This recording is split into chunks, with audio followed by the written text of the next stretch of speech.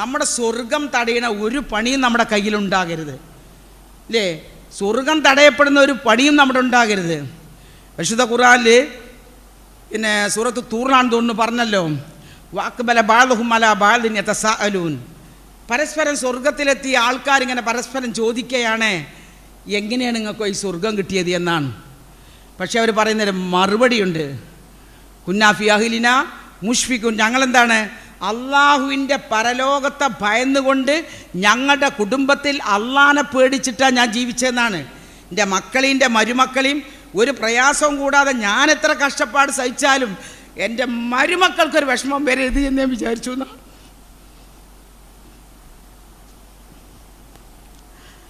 അപ്പോൾ അങ്ങനെ ചിന്തിക്കാൻ നമുക്ക് ആർക്കാ കഴിയുക? ഈ കഴിയൂല നമുക്ക്. നമ്മളപ്പോൾ പോരും വീർപ്പിച്ച് നടക്കുക. സ്വർഗമാണ് നഷ്ടപ്പെടുന്നത് എന്നുള്ള ബോധം നമുക്ക് വേണം. അപ്പം കുന്നാഫി അഹ്ലിന മുഷ്ഫിഖീൻ എന്നാണ് പറയുന്നത്. ഞാൻ എൻ്റെ കുടുംബത്തിലാവുമ്പോൾ, കാരണം ഞാൻ പറയുന്നത് എന്താ അറിയോ, ഒരമ്മായിമ്മ പ്രശ്നത്തിനല്ലാതെ ഇന്നേ വരെ ഒരമ്മോശാക്ക പ്രശ്നത്തിന് ഒരു പെണ്ണും വീട്ടിൽ വന്നിട്ടില്ല.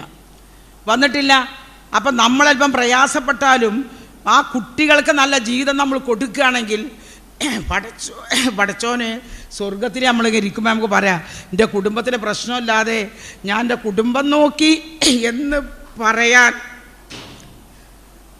നമുക്ക് കഴിയണമല്ലോ. കഴിയണ്ടേ നമുക്ക്?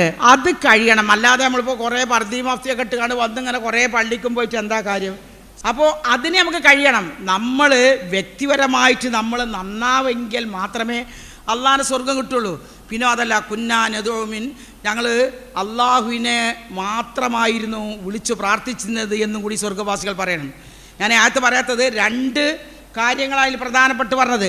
ഒന്ന്, എൻ്റെ കുടുംബത്തെ, എൻ്റെ അടുക്കളയിലുള്ള ആൾക്കാരെ, എൻ്റെ മരുമക്കളെ, എൻ്റെ മക്കളെ, എൻ്റെ പേരക്കുട്ടികളൊക്കെ ഉണ്ടാവും വീട്ടിൽ, വാപ്പണ്ട് ഉമ്മണ്ട്, ഇവരൊക്കെ അള്ളാഹുവിൻ്റെ പരലോകം ഭയന്നുകൊണ്ടാണ് ഞാൻ ജീവിച്ചത് എന്ന് പറയാൻ നമുക്ക് കഴിയും. ഒരു വാക്കിൻ്റെ വായോടി എൻ്റെ അമ്മായിമാനെ പറഞ്ഞിട്ടില്ല, എൻ്റെ വാപ്പാനെ അമ്മോശക്കാനെ പറഞ്ഞിട്ടില്ല. എന്തേന്നറിയോ? പരലോകത്തിന് അള്ള ചോദ്യം ചെയ്യുമെന്ന് ഭയപ്പെട്ട് എൻ്റെ മരുമകൾ അത്ര എണ്ണി ഇത്ര എണ്ണി ഒക്കെ ഒഴിച്ചു, പക്ഷേ ഞാൻ ഇന്നേ വരെ എൻ്റെ കുട്ടിനോട് പറഞ്ഞിട്ടില്ല.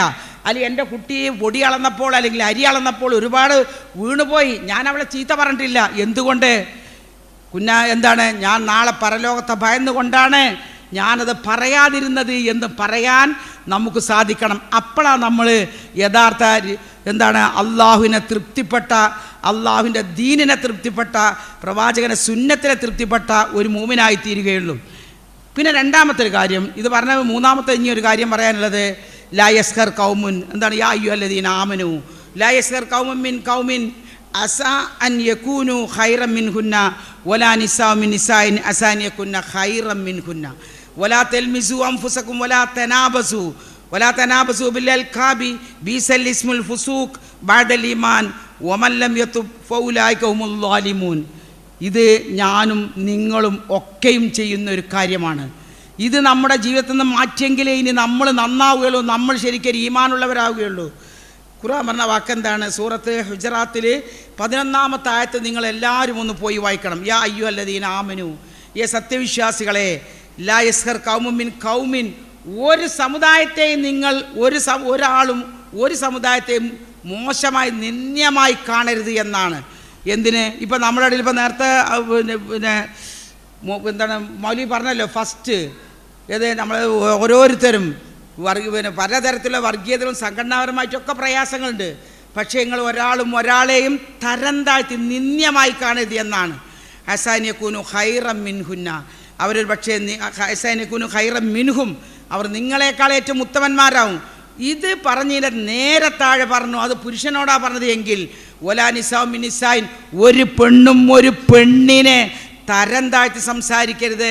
അസാനിയകുന്ന ഖൈറൻ മിൻഹുന്ന, നിങ്ങൾ പറയപ്പെട്ട സ്ത്രീ ഉണ്ടല്ലോ, അല്ലെങ്കിൽ നിങ്ങളുടെ മരുമകളുണ്ടല്ലോ, അല്ലെങ്കിൽ നിങ്ങളുടെ അമ്മായിമുണ്ടല്ലോ, അവർ നിങ്ങളെക്കാൾ ഏറ്റവും ഉത്തമമായിരിക്കും എന്ന് ഇത് പറയുമ്പോൾ പ്രത്യേകം ശ്രദ്ധിക്കണം. ഓരോ സംസാരത്തിലും നമ്മുടെ സംസാരത്തിൽ വരുന്ന അപാകതകളാണത്. അള്ളാഹു മാപ്പാക്കി തരട്ടെ. നമ്മളൊക്കെ സംസാരിച്ചവരാണ്. നമ്മളെ അയൽവാസികളെ നമുക്ക് പറ്റാത്ത രൂപത്തിലാണെങ്കിൽ അവരെ ചേലും കോലത്തിനും നമ്മളെ പേരിടും, ഇല്ലേ? നമ്മളിടും. അത് നമ്മളെ വന്ന മരുമകളെ നമ്മളെ വല്ലാതെ പരിചരിക്കണില്ല, അതിനുണ്ടാകും ഒരു പേര്. ഇനി വന്നത് വലിയ നിറം കുറവാണെങ്കിൽ അതിനുണ്ടാവും പേര്. പക്ഷേ ആ നിറം മതിയാറിന് നമ്മൾ എത്രയോ വട്ടം അവരെ വീട്ടിൽ ഫോൺ ചെയ്തതാ, ഞങ്ങൾക്ക് അത് മതിയെന്ന്. കാരണം എൻ്റെ മകൻ നല്ല വെളുത്തിട്ടാണെങ്കിൽ ഞാൻ കൊണ്ടുവരുന്ന കുട്ടി നിറം കുറഞ്ഞ കറുപ്പാണ് നിറം. എന്നാലും അങ്ങനെയാണെങ്കിൽ പിന്നെ കൊണ്ടുവരുമ്പോൾ നമുക്ക് പ്രശ്നമല്ല.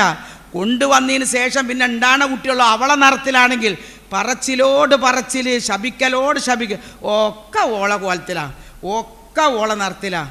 ഇതിനൊക്കെ ചിലവാകണമെങ്കിൽ നല്ല പണം വേണം കേട്ടോ. എൻ്റെ കുട്ടി കഷ്ടപ്പെടും. എൻ്റെ ഉമ്മയായ എനിക്കും നിങ്ങൾക്കും ആ കുട്ടിനെ പോയി കണ്ടപ്പോൾ ഈ വാചകം വന്നില്ല.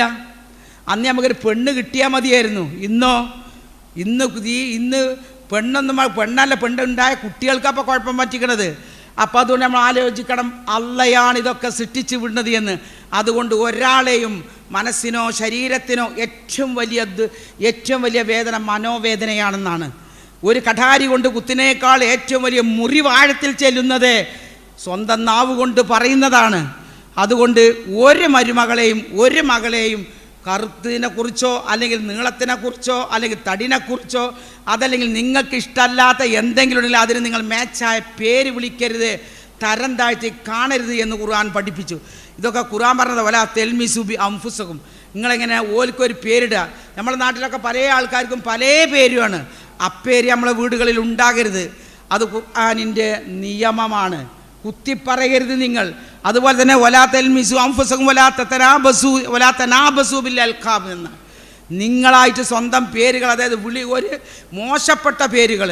ഇപ്പോൾ നമ്മൾ കുറച്ച് നീണ്ടതാണ് ആ ഒട്ടകം തന്നെ, എൻ്റെ വലിയ മരുകളൊരു ഒട്ടകം തന്നെ എന്ന് പ്രയോഗിക്കുമല്ലോ. ഏതെങ്കിലും ഒരു പേര് പ്രയോഗിച്ചുകൊണ്ട് നമുക്ക് വെറുപ്പുണ്ടെങ്കിലും വെറുക്കപ്പെട്ട ഒരു പേര് നമ്മൾ വിളിക്കുന്നത് പടച്ച തമ്പുരാൻ പൊരുത്തപ്പെടാത്ത ഒന്നാണ് എന്ന് നമ്മൾ മനസ്സിലാക്കണം. വന്നു പോയത് അള്ളാഹു മാപ്പാക്കാൻ സദാസമയം നമ്മൾ പ്രാർത്ഥിക്കുകയും ചെയ്യണം. ഇതാണ് നമ്മുടെ കുടുംബത്തിൻ്റെ അകത്തുള്ള പ്രശ്നങ്ങൾ. അതുപോലെ തന്നെ മറ്റൊരാളെ കണ്ടിട്ടല്ല നമ്മുടെ വീട്ടിലത്തെ മരുമക്കളെ നമ്മൾ അളക്കേണ്ടത്. ഇവിടെ വന്നത് വേറെ ഉമ്മ പെറ്റതാണ്, അയൽവാസിൻ്റെ മരുമകൾ നല്ലവളാണ്, ആയിട്ടെന്താണ് അതിനെ വേറെ ഉമ്മ പ്രസവിച്ചതാണ്. പക്ഷേ ഏത് വന്നതും നന്നാകാനുള്ള ഒരു മാർഗം ഉമ്മയായ എൻ്റെയും നിങ്ങളുടെയും കയ്യിലുണ്ടാകണമെന്നാണ്. നിങ്ങൾ ശ്രദ്ധിക്കും, ഒരു പുരുഷന് 4 സ്ത്രീകളെ കെട്ടാൻ പറ്റും അല്ലേ? എന്നാൽ ഒരു സ്ത്രീക്ക് 4 പുരുഷന്മാരെ കൊണ്ട് കെട്ടിക്കാൻ പറ്റുമോ? എന്താ നിങ്ങൾ പറയണം?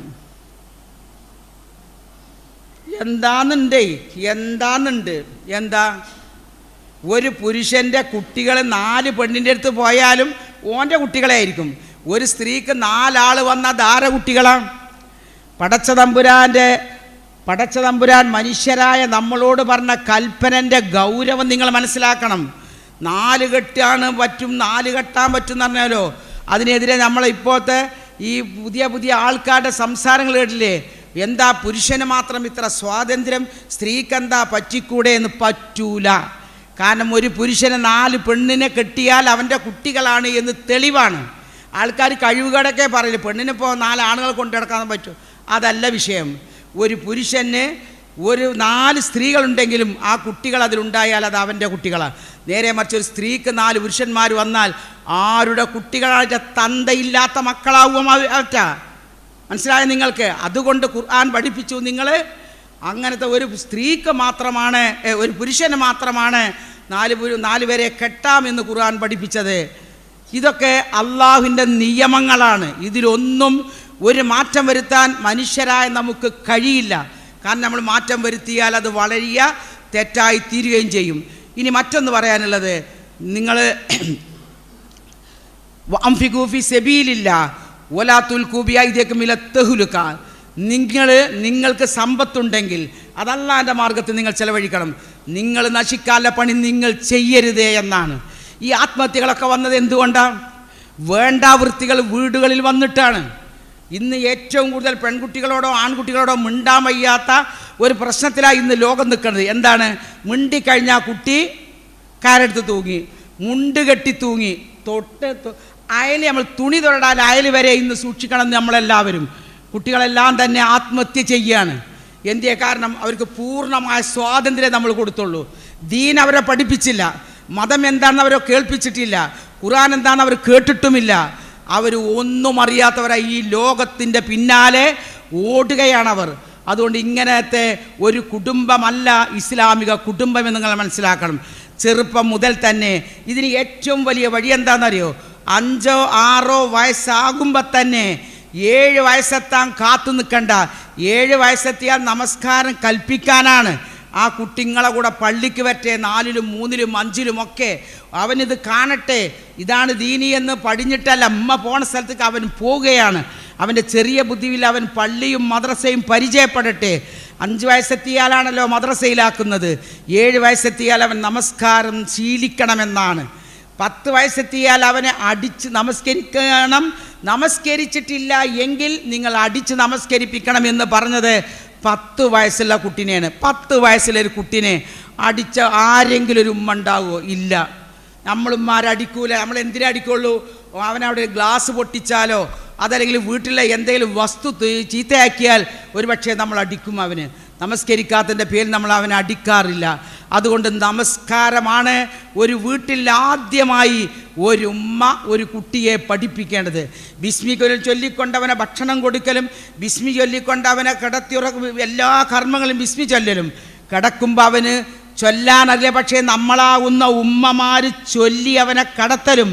അവൻ എഴുന്നേറ്റ് വരുമ്പോൾ അവർ ചൊല്ലുക. പക്ഷേ നമ്മൾ അൽഹംദുലില്ലാഹി അല്ലദീ അഹ്യാനി ബഅദമാ അമാതനി എന്ന് നമ്മൾ ചൊല്ലുന്ന, അവന് വേണ്ടി ചൊല്ലുന്ന, അവിടെ ലഫ്ള് മാറ്റൊന്നും വേണ്ട, അവനെ അങ്ങനെ എഴുന്നേൽപ്പിച്ച് അത് കേട്ട് കേട്ട് കേട്ട് പിന്നോന് അൽഹംദുലില്ല ഒരു 6 വയസ്സാകുമ്പോഴേക്കും അൽഹംദുലില്ല പറയും. ഇപ്പോൾ 3 വയസ്സായ അൽഫിത്തറക്കാർ എത്രമാത്രം ഖുർആന ഓതുന്നറിയോ, എത്രമാത്രം ചൊല്ലുന്നവർ എല്ലാ ദുആകളും അവർ ചൊല്ലുന്നുണ്ട്. അപ്പോൾ ഏത് പ്രായത്തിലും ഇത് പഠിയും എന്നതിൻ്റെ തെളിവാണ് ഞാൻ പറഞ്ഞത്. ഇത് നമ്മൾ കൊണ്ടുവരുമ്പോൾ ആ കുട്ടി ബാത്റൂമിൽ പോകുമ്പോഴും ബാത്റൂമിൽ നിന്ന് പോരുമ്പോഴും വാഹനത്തിൽ കയറുമ്പോഴും വാഹനത്തിൽ നിന്ന് ഇറങ്ങുമ്പോഴും ഇസ്ലാം എന്താണെന്ന് അവൾ അല്ലെങ്കിൽ അവൻ ആ കുഞ്ഞു ഹൃദയം പഠിക്കുകയാണ്. അങ്ങനെ കൊണ്ടുവന്നെങ്കിലേ അവർ 16 18 വയസ്സാകുമ്പോൾ, നേരത്തെ സമാഹ് പറഞ്ഞല്ലോ കരുവാരുകുണ്ടില കൊന്നത്, ഇന്നലത്തെ പത്രം നിങ്ങൾ വായിച്ചില്ലേ? 14 വയസ്സുള്ള പെൺകുട്ടിനെയാണ് 16 വയസ്സുള്ള ചെറുക്കൻ +1 എത്തിയിട്ടുള്ളൂ. 9ാം ക്ലാസ്സുകാരിയായ പെൺകുട്ടിനെ വ്യഭിചരിച്ച് ബലാത്സംഗം ചെയ്ത് കൊന്നു അവനെന്ന് പറയുമ്പോൾ അതിനെ പ്രസവിച്ചൊരു ഉമ്മയും നമ്മളെപ്പോലല്ലൊരു ഉമ്മ തന്നെ ഒരു സ്ത്രീയല്ലേ? ആ വേദന എവിടുന്ന് തീരാനാണ്? ഈമാനുള്ള നമുക്ക് പടച്ചോൻ വാക്കൽ തവക്കൽ ചെയ്യാനോ പരലോകത്ത് ആ കുട്ടിനെ കാണും എന്നുള്ള പ്രതീക്ഷയെങ്കിലും ഉണ്ട് ഇല്ലേ? നേരെ മറിച്ച് അവരുടെ അവസ്ഥ നിങ്ങൾ ഓർത്തു നോക്കിയും. മുസ്ലിമായാലുള്ള നേട്ടം എത്രയാണ്, മൂമിനായാലുള്ള നേട്ടം എത്രയാണ്? ഏതൊരു സംഗതിക്കും നമുക്ക് സമാധാനം കണ്ടെത്താൻ പറ്റും. കാരണം അല്ലാഹു വസ്തഈനു ബിസ്സബ്രി വസ്സലാത്ത്, നിങ്ങൾക്ക് പ്രയാസം വന്നാൽ, നിങ്ങൾക്ക് ബുദ്ധിമുട്ട് വന്നാൽ നിങ്ങൾ അല്ലാഹുവിൻ്റെ മുമ്പിൽ സുജൂദ് ചെയ്യുകയും അവനോട് സഹായം തേടുകയും ചെയ്യുമെന്നാണ്. നിങ്ങൾ നോക്കി, വിധിയിൽ വിശ്വസിച്ച് കഴിഞ്ഞാൽ നമുക്കുണ്ടാകുന്ന മനസ്സമാധാനം എത്രയാണ്. ഞാനിത് പറഞ്ഞത് നമ്മുടെ കുട്ടികളെയും നമ്മൾ ശ്രദ്ധിക്കാൻ വേണ്ടിയാണ്. നിങ്ങൾ ഈ കാണുന്ന ഇതല്ല നമ്മുടെ മക്കൾ. ഞാൻ എപ്പോഴും പറയുന്ന ഒന്നാണ്, വലിയ വലിയ സ്ത്രീകൾ നമ്മുടെ സഹോദരിമാർ വന്നിരിക്കും. 8ാം ക്ലാസ്സിലും 5ാം ക്ലാസ്സിലും 9ലും 10ലും +1ലും +1ലും പഠിക്കണ, 2ലും പഠിക്കണ, ഡിഗ്രിക്ക് പഠിക്കുന്ന കുട്ടികൾ നമ്മുടെ വീട്ടിലുണ്ട്. ഞാനിതാ പറയുന്നത്, ഇന്നേ വരെ ഇന്ത്യ ലേണിംഗ് ക്ലാസ്സിൽ ഒരു ഉമ്മയും ഒരു +2കാരി പെൺകുട്ടിനെ കൊണ്ടുവന്നിട്ടില്ല, ഒരു ഡിഗ്രി പഠിക്കുന്ന കുട്ടിനെ കൊണ്ടുവന്നിട്ടില്ല. അവൾക്ക് പഠിക്കാനുണ്ട് എന്നാണ്. ഉമ്മ പോന്നു കഴിഞ്ഞാൽ അവളെ പഠനം മൊബൈലിലാണ്. എൻ്റെ പ്രിയപ്പെട്ടവരെ, മൊബൈൽ ഉപയോഗ വസ്തു തന്നെയാണ് ആവശ്യങ്ങൾക്ക്. പക്ഷേ അതൊരു കത്തി പോലെയാണ്. കത്തി ഉപയോഗ വസ്തുവാണ്. അതുകൊണ്ട് നമ്മളെല്ലാ അടുക്കള പണിയുന്നു. പക്ഷേ ആ കത്തി തന്നെ മനുഷ്യനെ കൊല്ലാൻ പറ്റുന്ന ഉപകരണവുമാണ്. അതുപോലെ മൊബൈലിനെ കാണാൻ പാടുള്ളൂ. അപ്പോൾ മൊബൈലുകളുടെ അഡിക്റ്റായി മാറുന്ന ഈ കുട്ടികളാണ് ഇന്ന് ഇറങ്ങിപ്പോകുന്ന കുട്ടികൾ. ഞാനൊരു കല്യാണക്കാർ വിളിച്ചു, ഒരു കുട്ടിക്ക് കല്യാണത്തിന് വേണ്ടിയിട്ട്. ഭാര്യയും ഭർത്താവും കുട്ടികളൊക്കെ ഉയർന്ന ഉദ്യോഗസ്ഥന്മാരാണ്. അവർ പറഞ്ഞു കല്യാണം കഴിച്ച് തരാമെന്ന് പറഞ്ഞു. രണ്ടും നല്ല കുടുംബം. പക്ഷേ പെൺകുട്ടി പറഞ്ഞു എനിക്ക് സംസാരിക്കാനുണ്ട് എന്ന്. എനിക്ക് സംസാരിക്കാനുണ്ട് എന്ന് പറഞ്ഞാൽ ആ പെൺകുട്ടി സംസാരിച്ചു. എന്താ സംസാരിച്ചെന്ന്? 3 വർഷമായിട്ട് എനിക്കൊരാളുണ്ട് എന്നാണ്. നല്ല പെൺകുട്ടി, കാരണം ഇവനെ ചതിച്ചില്ലല്ലോ. നല്ല പെൺകുട്ടി, ഇവനെ ചതിച്ചില്ല. മറ്റേ ചതിക്കുകയാണ് പെൺകുട്ടികൾ. ഇവിടെയും പോയി ഒക്കെ അത് മെച്ചുണ്ടോ നോക്കുക, ഒപ്പം നടന്നതിനോട് തൽക്കാലം പോയിട്ട് വരിക എന്ന് പറഞ്ഞ് പോകുക, അവിടുത്തെ ഡ്രസ്സും തുണിയും കുപ്പായവും മഹറും മേടിച്ച് പോരുക, ഇതാണെന്ന്. പക്ഷേ ഇത് പറഞ്ഞപ്പോഴാണ് ഒരു കാര്യം കൂടി ഓർമ്മ വന്നത്. നമ്മൾക്ക് തൊലാക്ക് ചൊല്ലി അത് പറയേണ്ടതാണ്.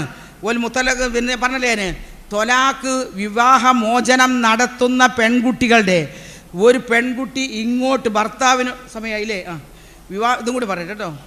വിവാഹമോചനം അതെന്താ ഇനി സംശയിച്ച് പോകേണ്ട വിചാരിച്ചിട്ടാണ്. ഞാനിപ്പോൾ എന്താ പറയുക, കുറേ കാര്യങ്ങൾ ഇങ്ങനെ മറന്നു പോകുകയാണത്. പിന്നെ നമ്മൾ വിവാഹമോചനം ചെയ്യുമ്പോൾ പ്രത്യേകം ശ്രദ്ധിക്കേണ്ട കാര്യമാണ്. ആൾക്കാരും കോടതിയും പെണ്ണിൻ്റെ പക്ഷത്താണെന്ന്. വിവാഹമോചനം ഒരു പെൺകുട്ടി പറയാൻ എനിക്കവനെ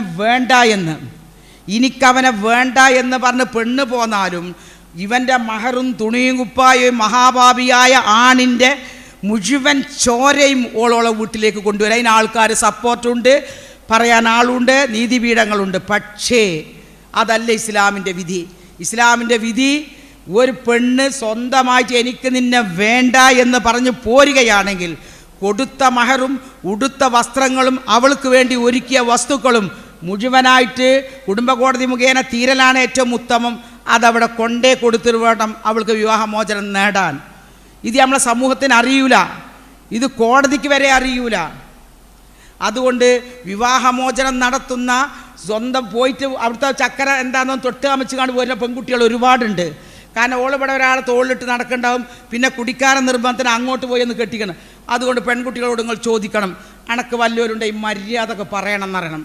ബാപ്പയാണെങ്കിലും ഉമ്മയാണെങ്കിലും പറയാൻ ചോദിക്കാനുള്ള ധൈര്യം വേണം, പറയാനുള്ള ആ ഒരു ധൈര്യം പെൺകുട്ടിക്കും വേണം. അവൾ പറയണം, എനിക്ക് ഇന്ന അത്രയും വർഷങ്ങളായിട്ട് ഒരാളുണ്ട് എന്ന് പറഞ്ഞാൽ മറ്റൊരു കുടുംബത്തെ നമ്മൾ ഇതിൽ കൊടുക്കാൻ പാടില്ല. എത്ര മനുഷ്യന്മാരങ്ങനെ കുടുങ്ങി നടക്കുന്ന നിങ്ങൾ. ഇതിനിപ്പോൾ ശൈലി എന്താ തേച്ചിട്ട് പോയി എന്നാ ഓനോൾ തേച്ചിട്ട് പോയി. ഇപ്പോഴത്തെ പ്രയോഗമാണ് തേച്ചു എന്ന്.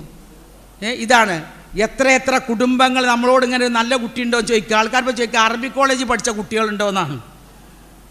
കുറച്ചൊക്കെ ഈമാനുള്ള കുട്ടികളുണ്ടാകുമല്ലോ എന്ന് വിചാരിച്ചിട്ട് ആളുകൾ ചോദിക്കുക. അതുകൊണ്ട് നമ്മുടെ മക്കൾക്ക് നിങ്ങൾ ഈമാനാണ് വളർത്തേണ്ടത്. ഫ്രണ്ട്ഷിപ്പ് പഴയകാലം ഫ്രണ്ട്ഷിപ്പ് പറ്റി, ഇപ്പോഴത്തെ ഫ്രണ്ട്ഷിപ്പ് അല്ല, മേത്ത് തൊടാനും കളിക്കാനുള്ള ഫ്രണ്ട്ഷിപ്പാണ് ഇപ്പോൾ പെൺകുട്ടികളെ തൊട്ടെങ്കിലേ ഫ്രണ്ടാവുള്ളൂ, കൈ കൊടുത്താലേ ഫ്രണ്ടാവുള്ളൂ, ഹഗ് ചെയ്താലേ ഫ്രണ്ടാവുള്ളൂ. അങ്ങനെയാണ് ഇന്നത്തെ ആൺകുട്ടികൾ നടക്കുന്നത്. കാരണം ആൺകുട്ടികളും പെൺകുട്ടികളും പണ്ടത്തെ കാലം കാണാൻ വന്നാൽ തന്നെ എവിടെയെങ്കിലും മൂലക്ക് നിന്ന് കാണേണ്ട കാലം. ഇപ്പോൾ കാണലൊന്നുമില്ല. ഇപ്പോൾ എല്ലാതും പരീക്ഷിച്ച് അവസാനമായിട്ടൊരു ഒരു അഡ്രസ്സിന് വേണ്ടി മാത്രം വിവാഹം നടക്കുകയാണ്. അതുകൊണ്ട് പോലെ തുൽക്കു ഐതിയക്കുമില്ല തുഹുലുക്കത്തി. നമ്മുടെ മക്കളോട് പറയണം, നാശത്തിന് വേണ്ടിയുള്ള പണി ചെയ്യരുത്. നിങ്ങളുടെ കൈ കടത്തരുന്ന ഖുർആൻ പറഞ്ഞത്. നശിക്കാനുള്ള പണി നിങ്ങളെടുക്കരുത്. പെൺകുട്ടിയെ ശ്രദ്ധിക്കണം, ഓരോ മൊബൈലും നിങ്ങൾ ചാറ്റുന്ന ചാറ്റ് നിങ്ങളുടെ കൈ ചെയ്യുന്ന പണിയാണ്. അതിന് അനന്തരഫലം ഇതുപോലെ തൊട്ടടുത്ത കരുവാരനിൽ മേലാറ്റൂർ വരെ ആ കുട്ടിയും കൊണ്ട് ഒന്നല്ല വന്നക്കണമെന്നാണ് ഞാൻ വന്നക്കണമെന്നാണ് പത്രത്തിൽ പറയുന്നത്. അതുകൊണ്ട് പ്രത്യേകം ശ്രദ്ധിക്കുക. സ്വന്തം ശരീരക്കും അംഫുസക്കും വഹിലിക്കും നാറ. നിങ്ങളുടെ ശരീരത്തെയും അതുപോലെ തന്നെ നിങ്ങളുടെ കുടുംബത്തിൻ്റെ ശരീരത്തെയും നിങ്ങൾ കാത്തു സൂക്ഷിക്കണം എന്ന് മാത്രം പറഞ്ഞുകൊണ്ട് നമുക്ക് അള്ളാഹുവിൻ്റെ നിയമങ്ങൾ മുഴുവനായിട്ട് അംഗീകരിക്കാനൊരു മനസ്സ് നമുക്കും നമ്മുടെ മക്കൾക്കും നൽകട്ടെ എന്ന് ആത്മാർത്ഥമായിട്ട് പ്രാർത്ഥിക്കുകയാണ്. ഒരൊറ്റ വാക്കും കൂടിയും, ആണും പെണ്ണും ലൈസ ദക്കറു കല്ലുൻസ, ഒരിക്കലും ആണും പെണ്ണും ഒരുപോലെയല്ല.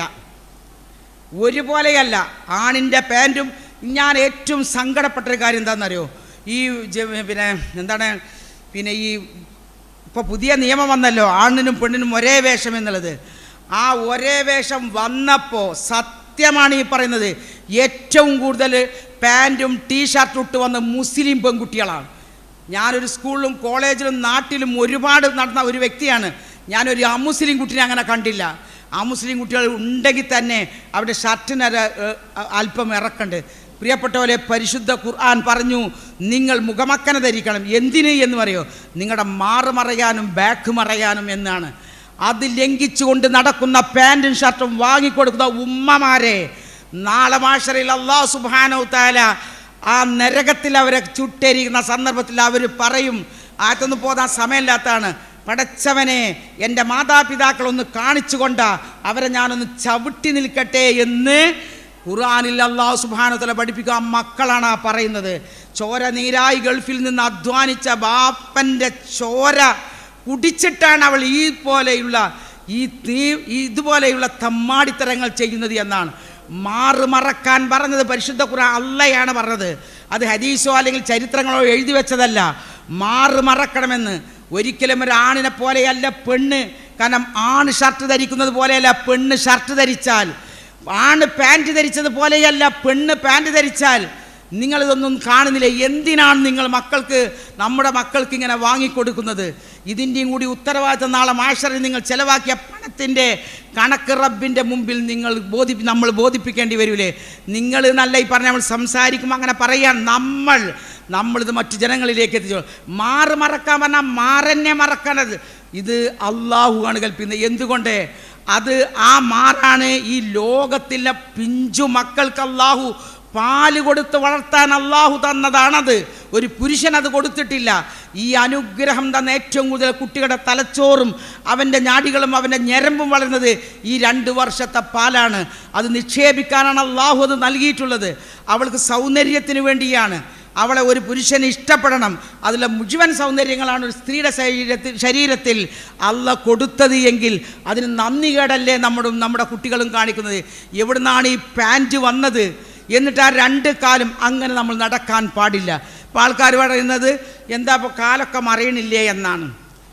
എന്താ പറയാനത്? ഏതൊരുത്തരും കൃത്യമായിട്ട് അളന്ന് മനസ്സിലാക്കാൻ പറ്റും. അവിടെ ബാക്ക് എങ്ങനെ, അവിടെ ഫ്രണ്ട് എങ്ങനെയെന്ന് കേട്ടിട്ടും കണ്ടിട്ടുമാണ് ഞാൻ പറയുന്നത്, വെറുതെ പറയുന്ന ഒന്നല്ല. കോളേജിലുള്ള കുട്ടികളും സ്കൂളിലെ കുട്ടികളും സംസാരിക്കും, നമ്മൾ കേൾക്കുകയാണ് ഇതൊക്കെ. അതുകൊണ്ട് എൻ്റെ പ്രിയപ്പെട്ടവർ മനസ്സിലാക്കണം. എൻ്റെ താമസിക്കുന്ന വീടിൻ്റെ താഴെ ഒരു കുളമുണ്ട്. +2കാരും കോളേജിൽ പഠിക്കുന്ന കുട്ടികളും അതിൽ വരും. അവർ വരുമ്പോൾ അവർ സംസാരിക്കുന്ന വാചകം നിങ്ങളൊന്ന് കേട്ട് നോക്കണം. നിങ്ങളെ കുട്ടികൾ അതിലുണ്ടോയെന്ന് എനിക്കറിയില്ല. ആ മക്കൾ രാവിലെ സ്കൂളിൽ വന്ന കുട്ടികൾ രാവിലെ തന്നെ ഇറങ്ങുകയാണ് ആ കുളത്തിലേക്ക്. ആൺകുട്ടികളും പെൺകുട്ടികളുമുണ്ട്. അവർ ഒളികേന്ദ്രമാണ്. അവിടെ ഒരു പാടുണ്ട്, അതുപോലെ വാഴ കൃഷിയുണ്ട്. അവിടെ ഒളികേന്ദ്രത്തിൽ അവരുണ്ട്. പലരും ഞങ്ങൾ സ്ത്രീകളിറങ്ങി പല തവണ കുട്ടികളെ ആട്ടി വിട്ടിട്ടുണ്ട്. ഇവരൊന്നും സ്കൂളിലല്ല വരുന്നത് എന്ന് നിങ്ങൾ ബോധ്യപ്പെടണം. കാരണം നിങ്ങളൊന്ന് പിന്നാലെ വരണം. നമ്മൾ വീട്ടിൽ ഈ ചോറും ചാറിനും വേണ്ടി മാത്രം ഇരിക്കണ്ട. സ്കൂൾക്ക് കുട്ടി പോയി കഴിഞ്ഞാൽ മാഷന്മാർ വിളിക്കണ്ട. നിങ്ങൾ ആ കുട്ടി ക്ലാസ് ടീച്ചറെ ഒന്ന് കാണണം. അവിടെ എങ്ങനെയാണെന്ന് അറിയണം. അത് ഉമ്മാൻ്റെ ബാധ്യതയാണ്. വാപ്പ വിദേശത്താണ് അല്ലെങ്കിൽ നാട്ടിലാണ്. വിയർപ്പ് അദ്ദേഹത്തിൻ്റെ ചോര വിയർപ്പാക്കി ഭക്ഷണം തരാൻ വേണ്ടി പോയിരിക്കുകയാണ്. അതുകൊണ്ട് ഉമ്മക്കാണ് ബാധ്യത എന്ന കാര്യത്തിൽ നിങ്ങൾ മറന്നു പോകരുത്. നിർബന്ധമായിട്ടും നമ്മുടെ കുട്ടികളുടെ പിന്നാലെ നമ്മൾ നടക്കേണ്ട ഒരു കാലഘട്ടമാണിത്. അതല്ലെങ്കിൽ 13കാരനും 16കാരും ഇന്നും നമ്മുടെ കുട്ടികൾ പഠിക്കുന്ന സ്ഥലത്തുണ്ട്. കൊലപാതകങ്ങളും ബലാത്സംഗങ്ങളും ഒരു വിലയുമില്ലാതെ, ഒരു ഭയവുമില്ലാതെ, ഒരു നാണവുമില്ലാതെ നടക്കുകയാണ്. പ്രവാചകൻ പറഞ്ഞല്ലോ, നാണം നഷ്ടപ്പെട്ടു കഴിഞ്ഞാൽ, ലജ്ജ നഷ്ടപ്പെട്ടു കഴിഞ്ഞാൽ ഇഫ് അൽ മഷീത്ത, നിനക്ക് ഉദ്ദേശിച്ചതൊക്കെ ചെയ്യാമെന്നാണ്. അതുകൊണ്ട് ലജ്ജ വളർത്തണം കുട്ടികൾക്ക്. മറച്ചാലേ ലജ്ജ വരുള്ളൂ. മറച്ചിട്ടില്ലേ ലജ്ജ വരൂല. ഞാൻ എഴുതി ഒപ്പിട്ട് തരാം. മറക്കാത്ത കുട്ടിക്ക് ലജ്ജയില്ല. നമ്മളൊക്കെ പെൺകുട്ടികളുടെ സമയത്ത് ആരെങ്കിലും വരാമെന്നൊക്കെ വെറും തട്ടാണ്. നമ്മൾ ഇങ്ങനെ പിടിച്ചിട്ടാണ് നന്ദിന്ന് അല്ലേ? ഇന്നത്തെ കുട്ടികളോ ഇതൊക്കെ സൈഡിക്കാക്കി ഒരു ശതമാനം എഴുതിയ രൂപത്തിലൊരു പോണത്. ഒന്ന് വെളിവാക്കാതെ പുറത്തു പോലും നിങ്ങൾ ബസ്സിലാകട്ടെ മരിച്ചോടത്താകട്ടെ എവിടെ ചെന്നാലും നമ്മളെ പെൺകുട്ടികൾ പിന്നെ ഒരു അറപ്പാണ് കാണുന്നത്. കാരണം ആ രൂപത്തിലെ പാൻറ് ഇത്രയാണ് പനിയം. അതുകൊണ്ട് ഇതെല്ലാം തന്നെ പരിശുദ്ധ എന്താണ്, ഇതെല്ലാം അള്ളാഹു ആണ് കൽപ്പിച്ചത് നിങ്ങളിങ്ങനെ വസ്ത്രം ധരിക്കണമെന്ന്. അതുപോലെ തന്നെ നമ്മൾ ആരുടെ കൂടെ യാത്ര ചെയ്യണമെന്നും എല്ലാം ഖുർആൻ പറഞ്ഞിട്ടുണ്ട്. അതുകൊണ്ട് ഞാൻ എൻ്റെ വാക്കുകൾ അവസാനിപ്പിക്കുകയാണ്. അത് നമുക്ക് വിശാലമായിട്ട് ഇനി ഒരു സമയത്ത് സംസാരിക്കാം ഇൻഷാ അള്ളാ. സ്വന്തം ആങ്ങളെയും സ്വന്തം വാപ്പയും ഭർത്താവിൻ്റെ വാപ്പയും ഭർത്താവിൻ്റെ മക്കളും ജ്യേഷ്ഠാഞ്ചത്തിമാരുടെ മക്കളും അല്ലാത്ത വലിയ സ്ത്രീകളുടെ അവയവങ്ങൾ തിരിച്ചറിയാത്ത ഉലിർബായിട്ട് ഇങ്ങനെ ചെറിയ കുട്ടികളും അതുപോലെ എല്ലാ വൈകാരങ്ങളും നഷ്ടപ്പെട്ട വയോവൃദ്ധന്മാരെയൊക്കെയാണ് ഖുർആൻ എണ്ണിയത്. പക്ഷേ ഇന്ന് വയോവൃദ്ധന്മാർ വരെ ഇത്തരം കാര്യത്തിൽ 1-ാം നമ്പറുകളാണ്. അതുകൊണ്ട് സൂക്ഷിക്കണം ലോകത്തെ എന്ന് മാത്രമാണ് ഞാൻ പറഞ്ഞു തരുന്നത്. സർവശക്തനായ അള്ളാഹു അങ്ങനെയുള്ള എല്ലാ ഷർറുകളിൽ നിന്നും നമ്മെ എല്ലാവരെയും നമ്മുടെ മക്കളെയും കാത്തു രക്ഷിക്കുമാറാകട്ടെ. ഇസ്ലാമിൻ്റെ നിയമവിധികൾ യഥാർത്ഥത്തിൽ നമ്മുടെ ഹൃദയത്തിൽ കയറ്റിക്കൊണ്ട് ജീവിതം സ്വർഗം കിട്ടാനുള്ള അമലാക്കിക്കൊണ്ട് അല്ലദീ ഖലഖൽ മൗത വൽ ഹയാത ലിയബ്ലുവക്കും അയ്യുക്കും അഹ്സനു അമലാ. ലോകരക്ഷിതാവായ റബ്ബ് ജീവൻ തന്നത് പരീക്ഷണത്തിനാണ്. എങ്ങനെ ഇവിടെ ജീവിക്കുമെന്ന് നോക്കാനാണ്. ആ ജീവിതം അവസാനം യാ അയ്യുഹൻ നഫ്സുൽ മുത്മഇന്ന ഇർജിഇ ഇലാ റബ്ബികി റാദിയതൻ മർദിയ ഫദ്ഖുലി ഫീ ഇബാദി വദ്ഖുലി ജന്നതി. അവസാനം ലാ ഇലാഹ ഇല്ലല്ലാഹ് എന്ന കലിമ ചൊല്ലി മലായിക്കത്തുകൾ സ്വർഗത്തിൻ്റെ ഒരു ഫോട്ടോ കാണിച്ചു തന്ന് തിരിച്ചു പോരൂ എന്ന് പറയുന്നവരുടെ കൂട്ടത്തിലേക്ക്, ആ കൂട്ടത്തിൽ അള്ളാഹു നമ്മെ ഏവരെയും ഉൾപ്പെടുത്തുമാറാകട്ടെ. വാഖിറു ദഅ്വാനാ അനിൽ ഹംദുലില്ലാഹി റബ്ബിൽ ആലമീൻ. നമ്മൾ ചെയ്ത എല്ലാ സൽക്കർമ്മങ്ങളും ദാനധർമ്മങ്ങളും മറ്റുള്ള എല്ലാ പ്രവർത്തനങ്ങളും ലോകരക്ഷിതാവായ നാഥൻ സ്വീകരിക്കുമാറാകട്ടെ. അത് സ്വീകരിച്ച് നാളെ അവൻ്റെ ജന്നാത്തിൽ ഫിർദൗസിൽ നമ്മെ എല്ലാവരെയും ഒരുമിച്ച് കൂട്ടുമാറാകട്ടെ. ഒരു ക്ലാസ്സും നിങ്ങൾ നഷ്ടപ്പെടുത്തരുത്, ഒരു ക്ലാസ്സും നിങ്ങൾ നഷ്ടപ്പെടുത്തരുത്. ഈ ക്ലാസ്സാണ് നാളെ നിങ്ങളുടെ ഖബർ വിശാലമാക്കുന്ന ഒന്ന്. ഒരു ദാനധർമ്മവും നിങ്ങൾ നഷ്ടപ്പെടുത്തരുത്. ദാനധർമ്മമാണ് ഖബറിൻ്റെ ഇടുക്കം തീർക്കുന്നത്, നരകത്തിൻ്റെ ചൂട് മാറ്റുന്നത്. അതുകൊണ്ട് നിങ്ങൾ ദാനധർമ്മം ചെയ്ത്, പുരുഷന് മാത്രമല്ല ദാനധർമ്മം, അതൊരുപാട് പറയാതിരുന്നതാണ്. സ്ത്രീക്കും ദാനധർമ്മമുണ്ട്. സ്ത്രീയും സക്കാത്ത് കൊടുക്കണം, സ്ത്രീയും സ്വതക്ക കൊടുക്കണം. അതൊക്കെ അള്ളാഹു കൽപ്പിച്ചതാണ്. സൂറത്ത് അഹ്സാബിലെ 35-ാമത്തെ വചനവും നിങ്ങൾ പഠിക്കണം. അപ്പോൾ ആര് കൊടുക്കണമെന്ന് നമുക്ക് മനസ്സിലാവും. സർവശക്തനായ അള്ളാഹു നമുക്ക് എല്ലാവർക്കും എല്ലാ ആയുസ്സും ആരോഗ്യവും നൽകട്ടെ എന്ന് പ്രാർത്ഥിച്ചുകൊണ്ട് നിർത്തുന്നു. വാഖിർ ദഅ്വാനാ അൽഹംദുലില്ലാഹി റബ്ബിൽ ആലമീൻ. അസ്സലാമു അലൈക്കും.